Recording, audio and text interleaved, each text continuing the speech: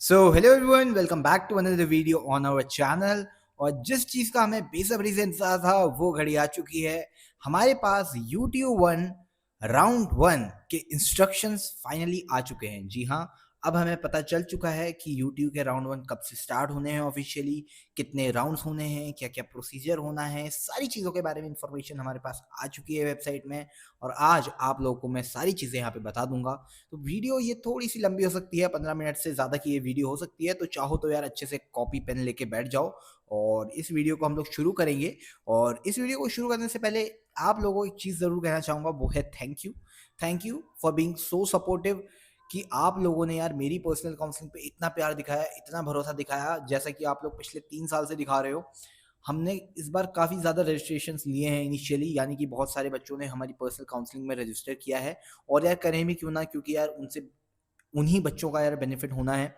क्योंकि देखो यार, कॉलेज आप लोग एक ही बार चूज़ करते हो, ठीक है? बीटेक एक ही बार करोगे, ऐसा नहीं होगा कि ज़िंदगी में 3-4 बार बीटेक करोगे। एक ही बार बीटेक करोगे, एक ही आपकी कॉलेज लाइफ़ है, जो अगर आप लोगों ने गलत चुन ली, कम गाइडेंस के साथ चुन ली, तो आगे चल के आप लोगों को दिक्कत आ सकती है।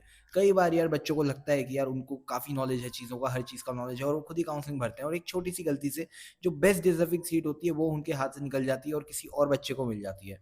तो जो बच्चा यार अच्छे से काउंसलिंग कराता है यार, उसके साथ ये दिक्कतें नहीं आती और उसे अपनी रैंक पे बेस्ट डिजर्विंग सीट मिलती है। उसे पता होता है कि वो क्या ले रहा है, अपनी ब्रांच कौन से कॉलेज में ले रहा है, क्या उसकी लाइफ आगे चल के वो ब्रांच लेने के बाद होगी। और यार छोटी-मोटी टेक्निकल मिस्टेक्स भी होती हैं जो कई बच्चे कर देते हैं, तो उस सब से आप लोग बच सकते हो अगर आप लोग हमारी पर्सनल काउंसलिंग ले लेते हो। फीस हमने काफ़ी कम रखी है, 299 रखी है, हर बच्चे अफोर्ड कर सकता है यार 299 आई गेस। तो यार काफ़ी कम फीस है, डेफिनिटली उसे जॉइन कर सकते हो। प्रोसीजर बहुत सिंपल है, डिस्क्रिप्शन या कमेंट में जाना, एक गूगल फॉर्म होगा उसे भर लेना। मैं आप लोगों को कॉन्टैक्ट करूँगा आपके व्हाट्सएप नंबर पे जो आप लोग वहाँ पे डालोगे, ठीक है? फिर आप लोग जैसे ही पेमेंट करोगे यार, हम लोग कनेक्ट करेंगे आपस में, कॉलिंग सेशंस होंगे, व्हाट्सएप पे बातें होंगी, सारे अपडेट्स आप लोगों को दिए जाएँगे। साथ ही साथ यार हमारा व्हाट्सएप चैनल भी है, व्हाट्सएप ग्रुप भी है, जिसमें यार मैं चीज़ें डालते रहता हूँ, तो वो मैंने यार अब फ्री कर दिया है उस सब बच्चों के लिए कि हर बंदा उसमें आ सके, हर बंदे को उसका एक्सेस मिले। तो उसका भी मैं लिंक वगैरह डिस्क्रिप्शन में दे दूँगा, वो भी आप लोग चेकआउट कर सकते हो। तो अब शुरू करते हैं वीडियो को। तो वीडियो शुरू करने से पहले यहाँ पे पोर्टल पे आ जाते हैं हम लोग सीधे-सीधे। तो अगर आप लोगों को यूट्यूब काउंसलिंग करानी है, यूट्यूब काउंसलिंग करनी है, तो आप लोगों को खोलना पड़ेगा ukTech.ac.in की वेबसाइट को, ठीक है? तो हमने यहाँ पे खोल लिया है वेबसाइट, आप लोगों की स्क्रीन पे मैं शेयर कर रहा हूँ सारी चीज़ें। अगर हम लोग नीचे जाएँ तो आप लोग देख सकते हो important notice regarding online first year counselling. अब ऑनलाइन फर्स्ट ईयर काउंसलिंग का मतलब है कि जो फर्स्ट ईयर की काउंसलिंग होगी ऑनलाइन। इसका मतलब ये नहीं है कि कोई ऑनलाइन बीटेक के लिए काउंसलिंग हो रही है। ऑनलाइन फर्स्ट ईयर काउंसलिंग मतलब फर्स्ट ईयर की काउंसलिंग आप लोगों की ऑनलाइन होगी। आप लोगों को कहीं जाने की ज़रूरत नहीं है काउंसलिंग के लिए, सिर्फ रिपोर्टिंग में आप लोगों को जाना पड़ेगा। 3 राउंड्स होने वाले हैं, फर्स्ट, सेकंड, थर्ड आप लोगों को स्क्रीन में दिख रहा होगा। सबसे पहले बात करें फर्स्ट राउंड की, तो period of counselling fee deposition और ऑनलाइन रजिस्ट्रेशन हमारा 26 जून से लेके 27 जून तक दे रखा है। और 26 जून से लेके 28 जून तक आप लोग चॉइस फिलिंग भी कर सकते हो, यानी कि आप लोगों को जो-जो चॉइसेस रखनी है, जो आपको लगता है कि आपके रैंक के हिसाब से बेस्ट कॉम्बिनेशन बनता है, वो आप लोग भर सकते हो। और इसमें हेल्प चाहिए तो डेफिनिटली हमारी पर्सनल काउंसलिंग आप लोग ज्वाइन कर सकते हो। सीट अलॉटमेंट यानी कि फर्स्ट राउंड का रिजल्ट आप लोगों का 3 जुलाई को आ जाएगा, जैसे कि यहाँ पे लिख रखा है 3/7/25 यानी 3 जुलाई को आ जाएगा। फिर 3 जुलाई से लेके 4 जुलाई तक आप लोगों को टाइम दिया जाएगा कि आप लोग सेलेक्ट करो कि आप लोगों को ये सीट रखनी है, आप लोगों को ये सीट टेम्परेरी रखनी है यानी कि फ्लोट करनी है, या आप लोगों को इस सीट को पूरी तरीके से छोड़ देना है, यानी फ्रीज फ्लोट विड्रॉल का ऑप्शन आएगा। फिर 4 तारीख से 8 तारीख यानी 4 दिन का आप लोगों को, 4 से 5 दिन का समय मिलेगा, जिसमें आप लोग अपने डॉक्यूमेंट्स तैयार करके उस कॉलेज में रिपोर्ट कर सकते हो, यानी उस कॉलेज में ऑफलाइन जा सकते हो, जो कि आपको जाना पड़ेगा अगर आप लोगों को सीट चाहिए तो, ठीक है? और इसमें यार फीस वगैरह भी आप लोगों की सबमिट करनी होती है, ठीक है? उसके बारे में बाद में बात करेंगे जब आप लोगों को सीट्स रिपोर्ट हो जाएँगी। वैसे ही जैसे ये राउंड होगा, उसके बाद सेकंड राउंड होगा, फिर थर्ड राउंड होगा, और ये राउंड्स चलते रहेंगे पूरे आप लोगों के अगस्त तक, ठीक है? अगस्त तक ये सारा कार्यक्रम आप लोगों का चलते रहेगा। तो आपका ये जून, जुलाई और अगस्त आप लोग मान के चलो एडमिशन का टाइम है, तो इसमें आप लोगों को एक्टिव रहना है, ठीक है? यहाँ पे काउंसलिंग एडवर्टाइजमेंट आ चुका है 2025-26 फर्स्ट ईयर का 19 जून यानी कल आया था, और आज हम लोग आप लोगों के लिए वीडियो लेके आ चुके हैं, ठीक है? तो इसको मैंने डाउनलोड कर लिया है, तो सीधा इसको ही खोलता हूँ मैं। तो ये देखिए यार, ये है वो नोटिस जो आप लोगों का आ रखा है। अब ये नोटिस जो है, ये बहुत बड़ा नोटिस है, ठीक है? 4 पन्नों का नोटिस है, शुद्ध हिंदी में है, ठीक है? उसमें बहुत सारी ऐसी चीज़ें हैं जो आप लोगों को शायद खुद से पढ़ के समझ में ना आए, तो मैं आप लोगों को एक-एक चीज़ पढ़ के बताऊँगा, ठीक है? हिंदी में है पूरा नोटिस, तो कहीं-कहीं पे अगर आप लोगों को लगे कि यार मेरी रीडिंग उतनी स्मूथ नहीं हो रही है, तो मुझे थोड़ा-सा माफ़ करना, ठीक है? लेकिन आप लोग टेंशन मत लो, एक-एक चीज़ मैंने बहुत बार पढ़ रखी है, बहुत बार समझ रखी है, तो मैं आप लोगों को एक-एक चीज़ अच्छी तरीके से समझाऊँगा, ठीक है? तो शुरू करते हैं। यहाँ पे लिखा है प्रथम वर्ष में प्रवेश हेतु ऑनलाइन काउंसलिंग वर्ष 2025-26 की सूचना, यानी कि सारी सूचना यहाँ पे दे रखी है। ठीक है, तो इसको यहाँ पे सीधे पहले तो ये दिखा देता हूँ आप लोगों को, जो टाइम टेबल दे रखा है ये मैंने आप लोगों को पहले ही दिखा दिया है। ठीक है, अब यहाँ पे लिखा है प्रवेश काउंसलिंग हेतु दिशा निर्देश प्रथम वर्ष बीटेक में प्रवेश हेतु। तो इसमें लिखा है सर्वप्रथम जेई मेन रैंक धारी को वरीयता दी जाएगी, यानी कि जेई मेंस में जो आपकी रैंक होगी उसको आपका प्रेफरेंस दी जाएगी। ठीक है, मान लीजिए सेकंड प्रेफरेंस की बात करें तो आप लोगों को पीस ये जो 12th में नंबर हैं उनकी परसेंटेज को दिया जाएगा, और तीसरे नंबर पे आप लोगों का जन्म तिथि यानी जो आयु में बड़ा है उसको प्रेफरेंस दी जाएगी। तो इस तरीके दे रखा है। तो कोई बच्चे पूछते हैं कि 12th के नंबर से भरें, तो मैं कहता हूँ नहीं, 12th के नंबर से आपको नहीं भरना है, आप लोगों को जेई से ही भरना है। ठीक है, और भी कोर्सेज हैं उनकी हम लोग बात नहीं करेंगे क्योंकि हम लोग स्पेसिफिकली यार बीटेक पे फोकस करते हैं। ठीक है, तो आप लोग बीटेक की बात करेंगे तो बीटेक फर्स्ट ईयर कोर्स और ड्यूरेशन यहाँ पे दे रखी है 4 साल रहती है, और साथ ही साथ यहाँ पे यार क्वालिफाइंग एग्जाम दे रखे हैं कि आप लोगों को क्या क्या एग्जाम क्वालिफाई करने हैं। अगर आप लोगों को यहाँ पे एडमिशन लेना है तो आपने पास किया होना चाहिए 12+2 examination with physics, maths, chemistry, computer science, ये सारे आप लोग यार सब्जेक्ट्स हैं, इनसे आप लोगों को क्वालिफाई करना चाहिए। सबसे नहीं यार आप लोगों ने अगर नॉर्मल पीसीएम किया है और जो भी यार ऑप्शनल सब्जेक्ट होते हैं वो आप लोगों ने करे हैं तो आप लोग एलिजिबल हैं। ठीक है, 45% का यहाँ पे क्राइटेरिया है। तो कई बच्चे पूछते हैं कि जोसा की तरह 75 वाला क्राइटेरिया है? नहीं, 45 का क्राइटेरिया है, और रिजर्व कैटेगरी में 40% का क्राइटेरिया है। बाकी कुछ छोटी छोटी चीज़ें दे रखी है, जैसे एग्रीकल्चर इंजीनियरिंग करनी है तो आप लोग ये कोर्स होने चाहिए। ठीक है, फिजिक्स होना चाहिए, केमिस्ट्री होना चाहिए, और मैथ्स, बायोलॉजी, बायोटेक्नोलॉजी, एग्रीकल्चर, इनमें से कोई एक होना चाहिए। ठीक है, तो कंफ्यूज मत होना। वैसे यहाँ पे सिविल, इलेक्ट्रॉनिक्स एंड कम्युनिकेशन, ठीक है, मैकेनिकल, एरोनॉटिकल, सबके लिए दे रखा है, तो इसको आप लोग देख सकते हो अपने हिसाब से। ठीक है, कोई बड़ी चीज़ नहीं है। नीचे अगर बढ़ते हैं तो यहाँ पे सबसे पहला पॉइंट जो यहाँ पे दे रखा है उसके बारे में बात करेंगे। पॉइंट वाइज समझेंगे सारी चीज़ों को ताकि यार अच्छी तरीके से आप लोगों को समझ आए। और यार इतनी मेहनत लगती है ना ये सब करने में यार, इनको रीड करने में, कब चीज़ें आ रही हैं, फिर वीडियो बनाने में, पब्लिश करने में, एक एक अपडेट को ध्यान में रखने में। तो यार मैं आप लोगों से ज़्यादा कुछ नहीं मांग रहा हूँ, बस एक सब्सक्राइब ज़रूर करना है यार हमारे चैनल को। पता है काफ़ी अच्छा लगता है। 5000 सब्सक्राइबर का हमारा टारगेट है काउंसलिंग खत्म होने से पहले पहले, जो कि मुझे पूरा भरोसा है आप लोग करवा दोगे। तो अभी सब्सक्राइब कर दो, और चाहो तो अपने दोस्तों के साथ भी शेयर करो यार। ठीक है, ऑनलाइन काउंसलिंग में सम्मिलित होने के लिए अभ्यर्थी को काउंसलिंग शुल्क, काउंसलिंग फी नॉन रिफंडेबल 2000 रुपये प्रवेश काउंसलिंग पंजीकरण के साथ वेब पोर्टल पर ऑनलाइन माध्यम से जमा किया जाएगा। यानी 2000 रुपये जो नॉन रिफंडेबल फीस है ये आप लोगों को जमा करनी है। ठीक है, ये आप लोगों की काउंसलिंग फी है। काउंसलिंग शुल्क जमा करने के उपरांत अभ्यर्थी द्वारा संस्था/ब्रांच के विकल्प भरने होंगे। यानी फीस जमा करने के बाद आप लोगों को चॉइस फिलिंग का मौका मिलेगा। जिन अभ्यर्थी द्वारा प्रथम चरण में विकल्प भरे जाएंगे उन्हें द्वितीय अथवा तृतीय चरण की काउंसलिंग में विकल्प भरने की आवश्यकता नहीं होगी। अतः अभ्यर्थी को अत्यधिक विकल्प भरने की सलाह दी जाती है। यानी कि जो आप लोग फर्स्ट राउंड में भरोगे वही आप लोगों की फाइनल चॉइस होगी, ये लोग ऐसा कहना चाह रहे हैं। और मान लो जैसे आपने बहुत सारी चॉइसेस भरी और बीच में आपको कोई चॉइस मिल गई, जैसे आपने भरा सीएस भरी, ईसी भरी, इलेक्ट्रिकल भरी, मैकेनिकल भरी, सिविल भरी, और उसके बाद आपने एग्री भरी, तो मान लो आप लोगों को मैकेनिकल मिल गई। ठीक है, तो क्या होगा, आप लोगों को मैकेनिकल मिल गई, नेक्स्ट राउंड में क्या होगा, आप लोगों की ऊपर की सीट्स फिट हो जाएंगी। ठीक है, इस तरीके से इनका मतलब है कहने का। प्रथम काउंसलिंग में यदि अभ्यर्थी को उनके विकल्प के आधार पर कोई सीट आवंटित होती है तो उनके पास 3 अवसर होंगे, 3 विकल्प होंगे, फ्रीज, फ्लोट और विड्रॉल। आओ इसे एग्जाम्पल के साथ समझते हैं। मान लेते हैं, एक सेकंड, मान लेते हैं आप लोगों को मैकेनिकल मिली। ठीक है, अब आपके पास 3 ऑप्शन है। पहला फ्रीज, आपने कहा यार मेरे को मैकेनिकल मिली और मेरे को तो यही चाहिए थी, अब मुझे कुछ नहीं खेलना आगे, तो मुझे फ्रीज करना है। बट एक और बच्चा था, उसने कहा नहीं, मुझे मैकेनिकल मिल गई है, अच्छी बात है, मैं इसे एज अ बैकअप ऑप्शन रखूंगा, बट ऊपर की चॉइसेस मेरी पहली प्रायोरिटी है, तो पहले मैं वो देखूंगा, अगर वो मुझे मिलती है तो अच्छी बात है, नहीं मिलती तो मैं मैकेनिकल लूंगा। तो आप लोग करोगे फ्लोट। और अगर आप लोग कहोगे यार मेरे को मैकेनिकल मिल गई, मैकेनिकल तो मुझे लेनी ही नहीं थी, पहली बात अगर आपको लेनी नहीं थी तो आपको काउंसलिंग की चॉइसेस में डालनी नहीं चाहिए थी। ठीक है, लेकिन अगर आप लोगों को मिल गई, आपने कहा मेरे को लेनी नहीं है, तो आप इसे विड्रॉ कर दो। ठीक है, विड्रॉ यानी वापसी, कि मुझे नहीं चाहिए। ठीक है, आगे बढ़ते हैं, एक एक चीज को ढंग से समझेंगे। अब समझते हैं फ्रीज में क्या लिखा है। फ्रीज, अभ्यर्थी द्वारा फ्रीज विकल्प चुनने पर अभ्यर्थी को 10,000 रुपये ऑनलाइन प्रवेश हेतु निर्दिष्ट वेब पोर्टल पर जमा करने होंगे एवं निर्धारित तिथि के भीतर आवंटित स्थान में समस्त मूल प्रमाण पत्रों एवं अभिलेखों के साथ उपस्थित होकर अवशेष शुल्क जमा करने हेतु प्रवेश लेना अनिवार्य होगा। यानी कि 10,000 रुपये आप लोगों को यार ऑनलाइन पहले जमा करने पड़ेंगे, फिर जो भी आपकी बची हुई फीस है जैसे 30,000 रुपये लगभग होती है, ठीक है, वो आप लोगों को देनी पड़ेगी कॉलेज में अपने डॉक्यूमेंट्स के साथ, और आप लोगों को एडमिशन कराना होगा फ्रीज ऑप्शन में। साथ ही वो अभ्यर्थी काउंसलिंग प्रक्रिया से भी बाहर हो जाएगा, यानी कि आप लोगों ने फ्रीज करा है, यानी कि आप लोगों को अब आगे तो खेलना है नहीं, तो आप काउंसलिंग प्रक्रिया से बाहर हो चुके हो।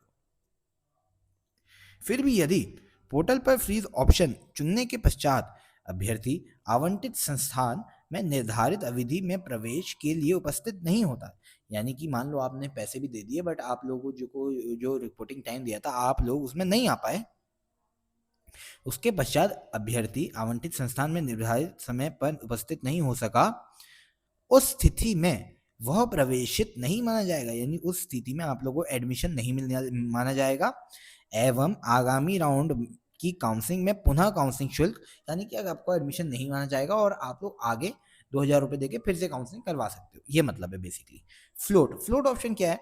अभ्यर्थी द्वारा फ्लोट विकल्प चुनने पर अभ्यर्थी को 10,000 रुपये ऑनलाइन जमा कराने होंगे, एवं बेहतर भरे हुए विकल्पों में से आवंटित विकल्पों के ऊपर के विकल्प की सीट आवंटन के लिए द्वितीय काउंसलिंग के सीट आवंटन की प्रतीक्षा करनी होगी, यानी कि 10,000 रुपये आप लोगों ने दे दिए, मान लो आप लोगों को मैकेनिकल मिली, आप लोग 10,000 रुपये बुकिंग चार्जेस दे दिए और उसके ऊपर की जो सीट थी वो आप लोगों की नेक्स्ट राउंड के लिए चले जाएंगी, ये इनका कहने का मतलब है, ठीक है।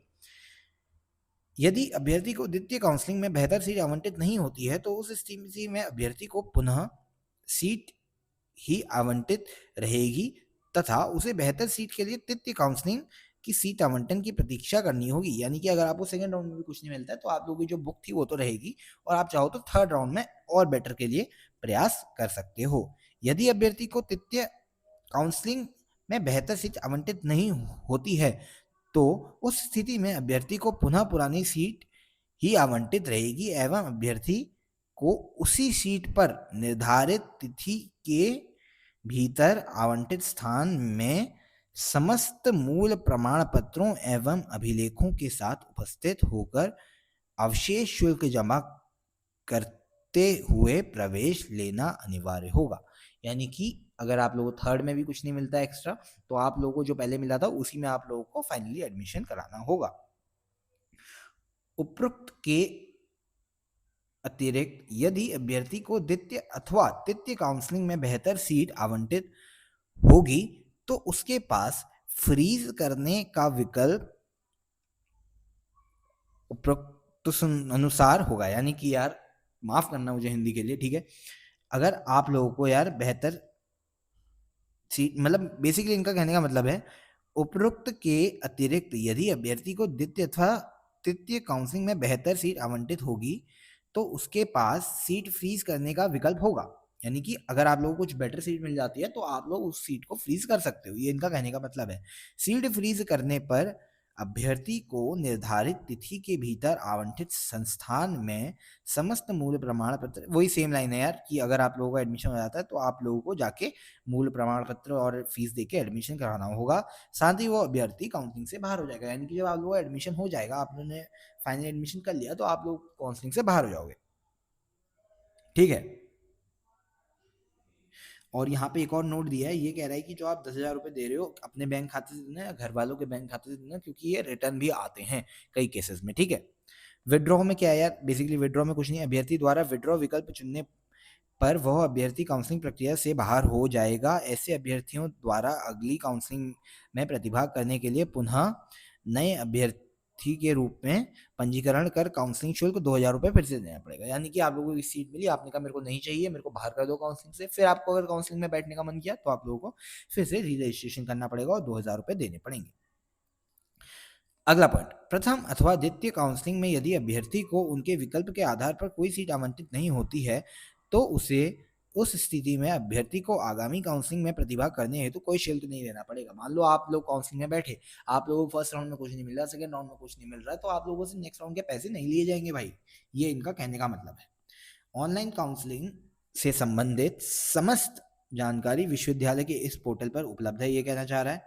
ऑनलाइन काउंसलिंग हेतु सर्वप्रथम अभ्यर्थी विश्वविद्यालय की वेबसाइट में लॉगिन आईडी पासवर्ड बनाकर रजिस्ट्रेशन करे, अभ्यर्थी वेबसाइट पर रजिस्ट्रेशन एवं पासवर्ड बनाते समय अपना संपूर्ण विवरण ध्यानपूर्वक चेक करें एवं आवश्यक संशोधन रजिस्ट्रेशन के समय ही कर लें। रजिस्ट्रेशन में अभ्यर्थी जो सूचना भरेगा, अभ्यर्थी को के पास प्रवेश के समय संबंधित प्रमाण पत्र होना अनिवार्य है। यानी कि अगर आप लोग ईडब्ल्यूएस भर रहे हो तो आप लोगों का ईडब्ल्यूएस का सर्टिफिकेट होना चाहिए, या कोई भी कैटेगरी भर रहे हो तो होना चाहिए। अगर नहीं हुआ तो आप लोगों को कॉलेज वाले कहेंगे तुम्हारे पास था नहीं, तुमने भरा क्यों, अब वापस जाओ, एडमिशन नहीं मिलेगा। ठीक है। संस्थान ब्रांच आवंटन की जानकारी के लिए अभ्यर्थी निर्धारित तिथि के दौरान वेबसाइट पर अपना अलॉटमेंट लेटर प्रिंट कर सकता है। यानी कि आप लोगों को अलॉटमेंट जब सीट होगी तो अलॉटमेंट लेटर मिलेगा, उसे आप लोग प्रिंट करके ले जा सकते हो। अभ्यर्थी आवंटित संस्थान में निर्धारित अंतिम तिथि तक समस्त आवश्यक मूल प्रमाण पत्रों सहित समस्त प्रमाण पत्रों की एक सत्यापित छायाप्रति 2 फोटो के साथ उपस्थित होंगे। यानी फोटोकॉपी और 2 फोटो के साथ उपस्थित होंगे। अभ्यर्थी द्वारा प्रमाण पत्रों के सत्यापन हेतु आवंटित संस्थान द्वारा जारी दिशा निर्देश का पालन भी किया जाएगा। बेसिकली डॉक्यूमेंट्स की बात हो रही है। डॉक्यूमेंट्स में हमने डिटेल वीडियो बना रखी है, आप लोग उसे जाके देख लो। सेम डॉक्यूमेंट्स इस बार भी चाहिए होंगे। ठीक है। कोई अगर एक्स्ट्रा चाहिए होंगे तो वो आप लोग की मेल पे आ जाएंगे, या आप लोग कॉलेज की वेबसाइट पे दिख जाएंगे। एक इंस्ट्रक्शन फॉर रिपोर्टिंग करके लॉन्च होगा यार, आप लोगों का तब लॉन्च होगा वो वेबसाइट पे जब आप लोगों के रिजल्ट आ जाएंगे, तो आप लोग वहां भी चेक कर सकते हो। ठीक है। अभ्यर्थी को राज्य कोटे की आरक्षित अभ्यर्थी को राज्य कोटे की आरक्षित सीटों में प्रवेश के लिए स्थायी निवास प्रमाण पत्र प्रस्तुत करना होगा। प्रवेश के लिए न्यूनतम अर्हता उत्तराखंड से उत्तीर्ण होने की दशा में अभ्यर्थी राज्य कोटे की सामान्य श्रेणी की सीट के लिए पात्र होंगे। यानी कि अगर आप लोगों ने 12th उत्तराखंड से करी है तो भी आप लोगों को सामान्य सीट उत्तराखंड की मिल सकती है। ठीक है। बाकी आप लोगों को राज्य कोटे की आरक्षित सीटों के लिए वहां का स्थायी निवास प्रमाण पत्र दिखाना होगा। ठीक है। आगे आर्म फोर्सेस कोटे की बात करिए तो उसके लिए भी यार इन लोगों ने बता रखा है। इसके लिए प्रमाण पत्र सैनिक पूर्णावास कार्यालय बोर्ड द्वारा जारी होगा और एसडीएम द्वारा साइन होगा। ठीक है। अभ्यर्थी द्वारा आरक्षण से संबंधित समस्त प्रमाण पत्र उत्तराखंड शासन द्वारा ही निर्धारित प्रारूप उपलब्ध कराने होंगे। यानी कि अगर आप लोग एससी हो, एसटी हो तो उत्तराखंड से ही आप लोगों का डॉक्यूमेंट होना चाहिए। यदि किसी अभ्यर्थी द्वारा प्रवेश के समय उपरोक्तानुसार आवश्यक प्रमाण पत्र उपलब्ध नहीं कराया जाता है तो उसकी सीट कैंसिल हो जाएगी। ये चीज मैं पहले बता चुका हूँ। प्रवेश में इच्छुक अभ्यर्थी ऑनलाइन काउंसलिंग में इंटरनेट के माध्यम से अपने घर से काउंसलिंग कर सकते हैं। ठीक हो गया। छात्र ऑनलाइन काउंसलिंग से संबंधित समय समय पर जानकारी एवं सूचनाएं दिशा निर्देश इस वेबसाइट से देख सकते हैं। कुछ यहाँ पे हेल्पलाइन नंबर भी दे रखे हैं टेक्निकल, अगर आप लोगों की प्रॉब्लम आ जाती है उसके लिए। ठीक है। काउंसलिंग प्रवेश तिथियां प्रातः 10 बजे से 5 बजे तक संपर्क कर सकते हैं। अच्छा ये ठीक है, टाइम दे रखा है और मेल आईडी दे रखी है। 2-3 पॉइंट्स और बचे हैं, फटाफट पढ़ते हैं और वीडियो को एंड करते हैं। बहुत बड़ी वीडियो हो गई है तो यार लाइक तो कर देना इस वीडियो को। ठीक है। अभ्यर्थी को सलाह दी जाती है कि वेबसाइट पर अपना रजिस्ट्रेशन कर प्रवेश हेतु इच्छुक संस्थान ब्रांच के विकल्प यानी चॉइसेस भर सकते हैं एवं भरे गए विकल्पों को प्रिंट आउट कर सकते हैं। विकल्प भरते समय अभ्यर्थी सुनिश्चित कर लें कि विकल्पों का चयन करते समय किसी भी दबाव में विकल्पों को ना भरें। विकल्पों के विषय में समस्त जानकारी नहीं, यानी कि विकल्प क्या भर रहे हो उसके बारे में जानकारी होनी चाहिए। मैकेनिकल भर रहे हो तो क्यों भर रहे हो, कोई कॉलेज भर रहे हो तो क्यों भर रहे हो, और वो जानकारी के लिए आप लोग क्या कर सकते हो, हमारी पर्सनल काउंसलिंग डेफिनेटली ले सकते हो। ठीक है। आगे बढ़ते हैं। ठीक है। साथ ही लॉगिन आईडी पासवर्ड को किसी के साथ शेयर ना करें। मान लो आपने अपने दोस्त को दिया, उसने यार लालच में आपकी चॉइस हटा दी तो उसके लिए कॉलेज जिम्मेदार नहीं होगा। ठीक है। जिन अभ्यर्थियों द्वारा विश्वविद्यालय के पोर्टल पर पूर्व में प्रोविजनल रजिस्ट्रेशन किया गया है उन्हें पुनः रजिस्ट्रेशन की प्रक्रिया पूर्ण करनी होगी। यानी रजिस्ट्रेशन तो फिर से करना पड़ेगा, ये लोग कह रहे हैं। ठीक है। तो इसका मतलब पूर्ण प्रोविजनल रजिस्ट्रेशन से आप लोगों का कोई बेनिफिट नहीं हो रहा है। रविवार एवं अवकाश के दिवसों में भी संस्थान में प्रवेश प्रक्रिया गतिमान रहेगी। यानी संडेज में भी आप लोगों की रिपोर्टिंग चलते रहेगी, तो कोई दिक्कत लेने वाली बात नहीं है। इतना ही था ये नोटिस, इतना ही तो नहीं था यार, काफी बड़ा था। ठीक है। तो ये था नोटिस हमारा, ये थे सारी अपडेट्स। आई होप आप लोगों को ये वीडियो पसंद आई होगी। लगभग 19 मिनट से ऊपर की ये वीडियो हमारी बन चुकी है। ठीक है। तो इस वीडियो को यहीं पे एंड करेंगे। कोई भी इंफॉर्मेशन अगर और आती है तो ukTech.ac.in वाली वेबसाइट पे आप लोगों को अपडेट मिल जाएगा। और जहाँ तक बात है हमारे चैनल की, तो वो तो आप लोग सब्सक्राइब कर लेना, नोटिफिकेशन दबा देना, वहाँ पे भी अपडेट्स मिल जाएंगे। ग्रुप भी हमारा ज्वाइन कर सकते हो, कोशिश करूंगा लिंक वगैरह आप लोगों को डिस्क्रिप्शन में दे दूं। और पर्सनल काउंसलिंग तो यार मैं सभी को रिकमेंड करता हूँ, जिन्होंने ली है उनको अभी तक सभी को बेनिफिट हुआ है। पिछले 3-4 साल से हम लोग करा रहे हैं, इस पे हमारी खतरनाक एक्सपर्टीज है यूट्यूब काउंसलिंग में, तो डेफिनेटली उसे भी आप लोग ज्वाइन कर सकते हो। आई होप आपको ये वीडियो पसंद आई होगी। मिलेंगे आपसे नेक्स्ट वीडियो में, तब तक के लिए bye bye, have a great day.